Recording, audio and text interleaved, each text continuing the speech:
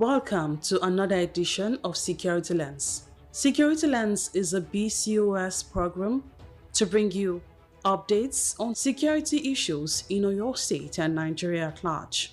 My name is Bimsola Adebayo.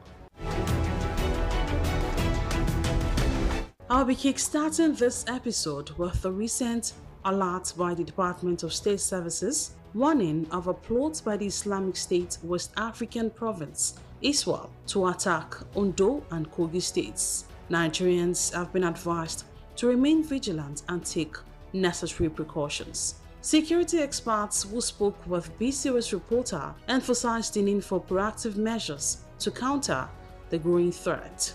Our reports. The recent intelligence report by the Department of State Services indicating plans by ISWAP to strike in parts of the southwest Nigeria has sparked concern among residents, raising fears of terrorist infiltration into the region. Recall that Southwest Governors Forum had earlier this year unveiled plans for a joint security surveillance team across member states. The initiative, according to findings, seeks to enhance intelligence sharing and tighten forest monitoring to prevent the creation of terrorist hideouts. However, speaking on ISWAP's threat, a former chairman of Oyo State Legion, Barrister Adetunji Lasisi, and a retired Assistant Inspector General of Police, Ade Ajakaye, called on the federal government to adopt more drastic and proactive security measures, including aerial surveillance and joint patrols to safeguard lives and property. They also commended the efforts of the Amotekun Corps, but urged for more equipment, arms and ammunition to strengthen the regional security network, just as the further advised states and local governments to improve security across forest and densely populated areas. Let them intensify on information. That is what they are getting, the gathering of information, intelligence information they are gathering. Let them intensify on the procurement of arms and ammunition and equipment that they will use. With this new technology, I think we don't have problem if we can expand on it. Then we are okay for it. It's a continuous thing. There will be no time that this thing will stop. It has come to stay. Let me tell you, you can only reduce it to minimal.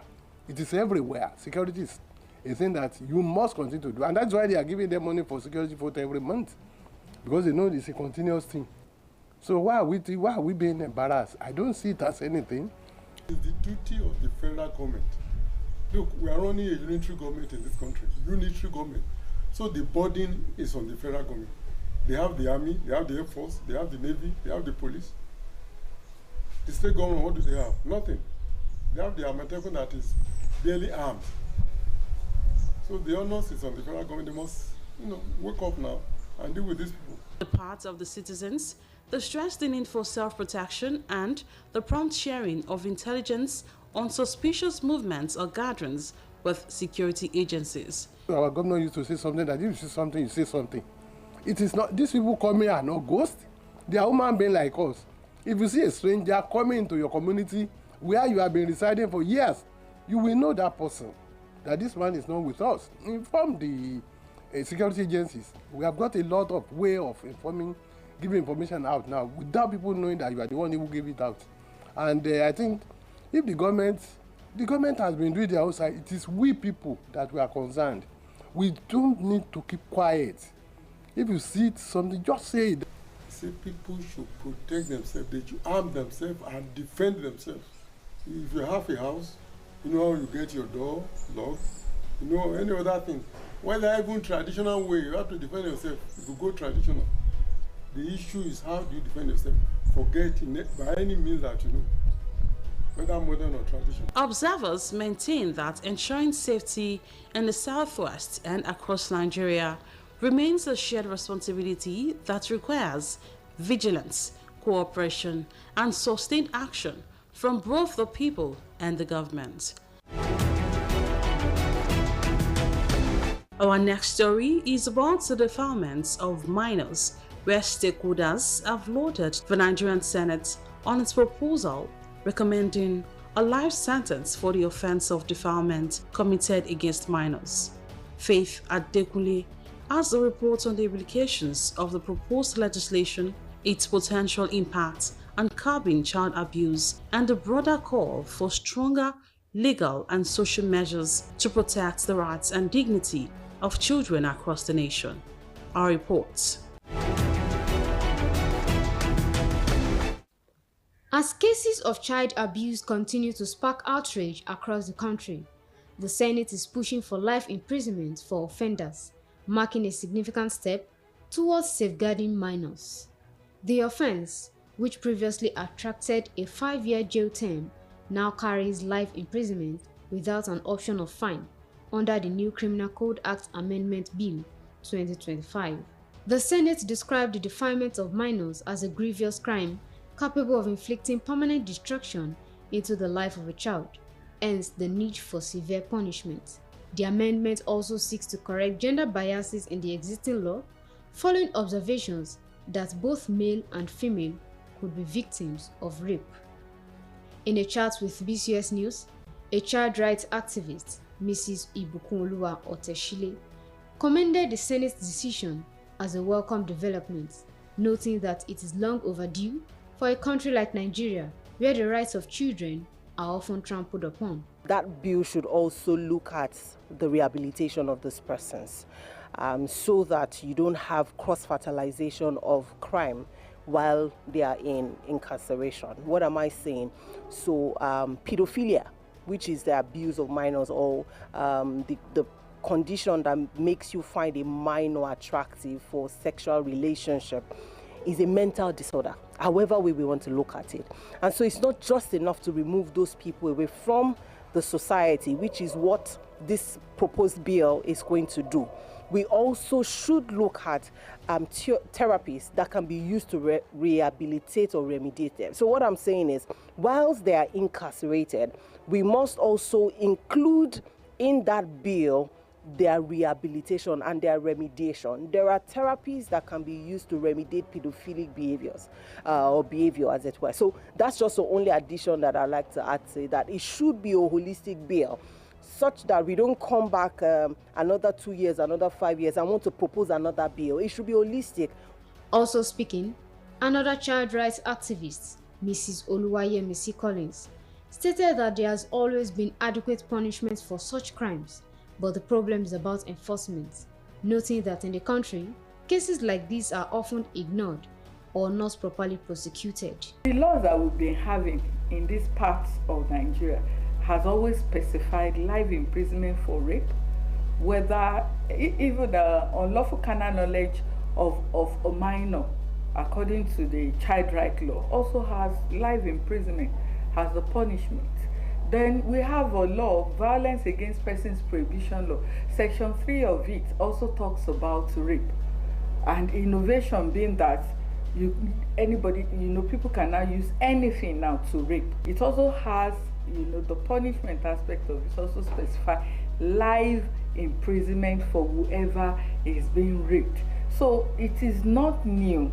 With the proposed amendment, the Senate has taken a firm stance against sexual violence, signaling a stronger commitment to protecting minors and ensuring justice for victims of sexual violence.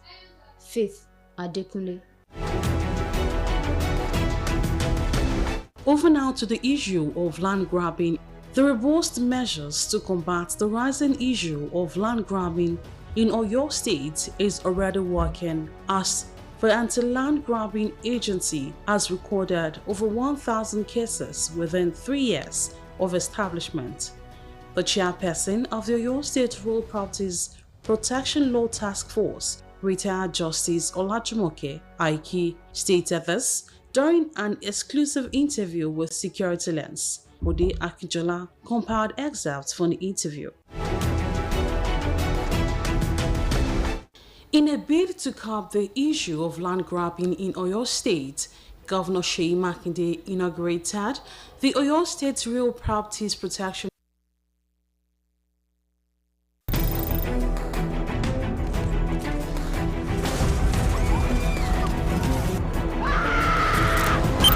is what this proposed bill is going to do. we also should look at therapies that can be used to rehabilitate or remediate them. So what I'm saying is, whilst they are incarcerated, we must also include in that bill their rehabilitation and their remediation. There are therapies that can be used to remediate pedophilic behaviors or behavior, as it were. So that's just the only addition that I'd like to add, say that it should be a holistic bill, such that we don't come back another 2 years, another 5 years, and want to propose another bill. It should be holistic. Also speaking, another child rights activist, Mrs. Oluwayemisi Collins, stated that there has always been adequate punishment for such crimes, but the problem is about enforcement, noting that in the country, cases like these are often ignored or not properly prosecuted. The laws that we've been having in these parts of Nigeria has always specified life imprisonment for rape, whether even the unlawful carnal knowledge of a minor, according to the child rights law, also has life imprisonment as the punishment. Then we have a law, Violence Against Persons Prohibition Law. Section 3 of it also talks about rape. And innovation being that people can now use anything now to rape. It also has, the punishment aspect of it also specify life imprisonment for whoever is being raped. So it is not new. With the proposed amendment, the Retired Justice Olajumoke Aiki stated this during an exclusive interview with Security Lens. Ode Akijola compiled excerpts from the interview. In a bid to curb the issue of land grabbing in Oyo State, Governor Seyi Makinde inaugurated the Oyo State Real Properties Protection Law Task Force, headed by Justice Olajumoke Aiki. Since the inauguration of the agency in September 2022, the task force has hit the ground running in protecting the rights of property owners while putting a stop to the nefarious activities of land merchants that violently seize people's land. Speaking on the efforts since 3 years ago, speaking on the efforts of the agency since its inauguration, Justice Olajumoke Aiki revealed that the agency has received over 3,000 petitions. She added that out of the over 3,000 petitions, over 1,000 cases have been resolved. Engineer Seyi Makinde has done very wonderfully well in the area of curbing land grabbing in Oyo State. And we have done everything that we could with the aid and able assistance of His Excellency the Governor. He gave us everything that we require to ensure that work gets done in earnest. And therefore, all the law enforcement agencies in Oyo State, the Ministry of Lands, Ministry of Local Government and Chieftaincy, the Ministry of Finance, through the Office of the Accountant General of Oyo State, the Nigeria Bar Association, and all other stakeholders who were necessary to make the task force work effectively, including the Office of the Attorney General of Oyo State, were brought together to start work. Justice Olajumoke Aiki added that the free hand given to the agency by Governor Seyi Makinde helped the agency to achieve the mandate in curbing land grabbing in the state. Our work essentially is investigation of land grabbing crimes established under sections 3 to 13 of the Real Properties Protection Law 2016. As we speak, we have worked on over 2,000 petitions.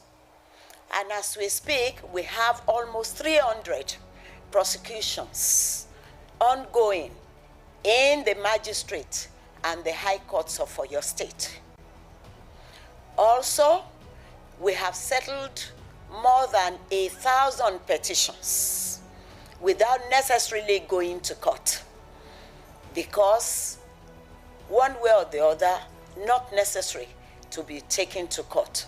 So overall, we have handled more than 3,000 petitions, And we have seen that in Oyo State, the wave of land grabbing has died down tremendously. And it is to the credit of His Excellency, Governor Oluseyi Makinde. While sounding a note of warning, Justice Olajumoke Aiki stated that the Section 3, Subsection 13 of the Act that established the agency, land grabbers will be jailed for up to 15 years, while those who aid and abet will also not go unpunished. Meanwhile, behind the facade of happy families and loving relationships, domestic violence silently ravages lives, leaving scars that may never fully heal. It's a harsh reality that affects individuals from all walks of life, regardless of age, gender, or socioeconomic status, and demands attention, support, and collective action to create a safer and more compassionate world. Fidora Afolagboyi takes a closer look at domestic violence, its effects and solution.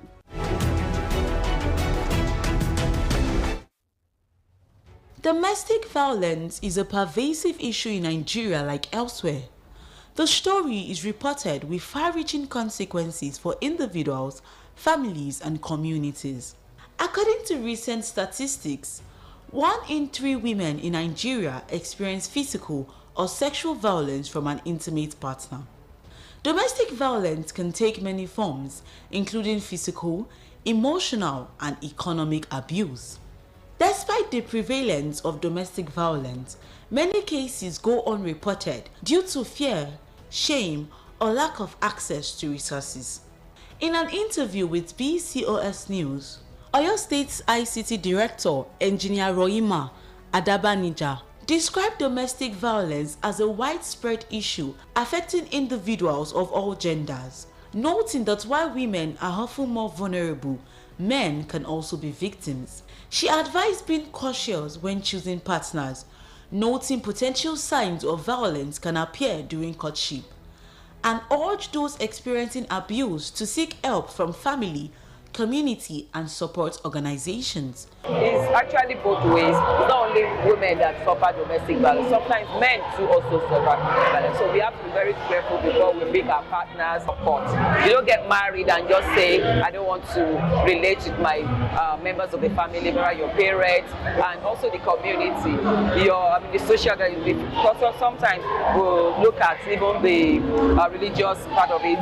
In another interview, the chairman of the Ministry of Women Affairs Rapid Response Team on Gender-Based Violence in Oyo State, Marcus Williams, explained that societal attitudes contribute to domestic violence, with urban, rural, and educated communities holding different views on women that either normalize or exacerbate. Really giving room for an opportunity for domestic violence to reduce. It's escalating it. Or maybe we'll told the direction of preventing it through sensitization to key stakeholders, particularly where companies begin to have policies that protect staff members and their families. You tell a director who is violent in his house that any day you mete out violence against your spouse, the company sacks you. It is imperative that couples recognize that their spouse deserves to be treated with the same respect and dignity that they desire for themselves, but not to be treated as possessions or property. Fidora Afolagboyi. And finally, in today's digitally driven world, mobile phones have become an integral part of our daily lives. However, the convenience of instant connectivity comes with a deadly cost when behind the wheels. This habitual behavior has spilled over into critical areas of people's lives, posing significant risks to people's safety and well-being while driving on Nigerian roads. Frances Aino delves into the risks and consequences of phone use while driving. She files in details.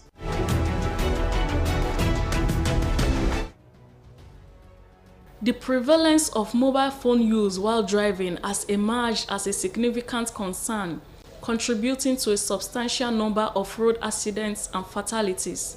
Despite the risks, many drivers continue to engage in this hazardous behavior, often underestimating the devastating consequences. From text messages behind the wheels to scrolling while cooking, the trend of phone use in situations demanding full attention has reached alarming levels. While technology offers numerous benefits, excessive phone use poses significant risks to safety, mental health, and relationships. In an interview with BCOS News, the sector commander of the Federal Road Safety Corps in Oyo State, Rosemary Allo, stated that distraction is one major risk associated with the use of phones while driving. While mentioning the laws and regulations put in place to mitigate the use of phones while driving, she noted that the FRSC Establishment Act of 2007, Section 10, Subsection 5, empowers the FRSC to prosecute offenders who go against traffic laws. Using phone while driving is a major distraction because we always say that driving requires 100% concentration. So when you are using phone, maybe you are receiving a call or you're making a call or you are sending text messages, because we've seen situations where people are even sending text messages when they are driving. You may receive a shocking news over the phone and you react suddenly. When you react suddenly, it can cause a crash. We always say, don't use your phone while driving. Some people will say, I'm not using phone. They will use a hairboard or headphone and to receive calls. Well, I'm not using phone. But what we are saying is not just that your hand is engaged holding the phone. What we are saying is the state of your mind. Regarding child safety, she emphasized the importance of parental compliance with regulations. Specifically, she urged parents to ensure that children under the age of 12 do not occupy the front passenger seat and that children aged 4 and below are properly secured in a child restraint system installed in the rear seats of vehicles. We don't allow children below 12 years old to sit at the front of the car or beside the driver, for instance. We regard them as minor according to the law. They are supposed to sit at the back of the vehicle. And if they are much younger than that, we expect that they should be placed in a car seat at the back of the vehicle to protect that child, so that in case there is any crash or any sudden crash or sudden hazard, the child will not be affected. In a chat with road users, drivers and riders share experiences and express concern about the risk associated with phone use while driving. They highlighted the urgent need for awareness and collective action to prevent distracted driving. Nǹkan burúkú ni kí ọmọ lo fóònù tí máa ń wakọ̀ kó máa tẹ fóònù. Mo ti rí kan tó yẹ pé mọ́tò yẹn ó dẹ̀ parí pátápátá, ọ̀gbẹ́ni ó ń lo fóònù oníkà ni ó dẹ̀ parẹ́ pẹ̀lú mọ́tò tó wà níwájú ẹ̀. Téèyàn bá ń ṣe tó bá ń drive lọ tó bá ń lo fóònù pẹ̀lú ẹ̀, ọpọlọ ẹ̀ ló ń dà láàmú, ọpọlọ tí ó yẹ kó dà láàmú ní kẹ̀kẹ́ tó máa ṣe báyìí. Tẹ́ni tó bá ti ń drive tó ń lo fóònù máa kò mọ tó ń ṣe rárá ni. Ká máa drive ká máa tẹ fóònù or ká máa receive ó léwu púpọ̀ fún wa. For example, sin ìgbà tá à ń bọ̀ sí ní láti Ìbàṣọ̀run, ẹnìkan ó wà ní fast lane because of the call tó gbé sétí kò jẹ́ kó sí ló pé kó yẹ kó bọ́ sí slow lane. Ó dẹ̀ fẹ́ dúró fún yàn. Kálẹ̀ ní òtún sùúrù pẹ̀lú ẹ̀sìn ó máa cause a lot of accidents. It is clear that this habit poses a significant threat to road safety. The consequences can be devastating, and the solution lies in road users' hands.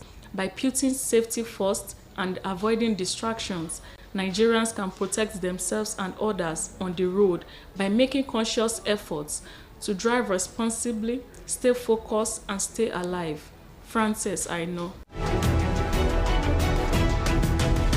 And thank you for joining this episode of Security Lens. My name is Bimsola Adebayo. Until next time, if you say something, say something.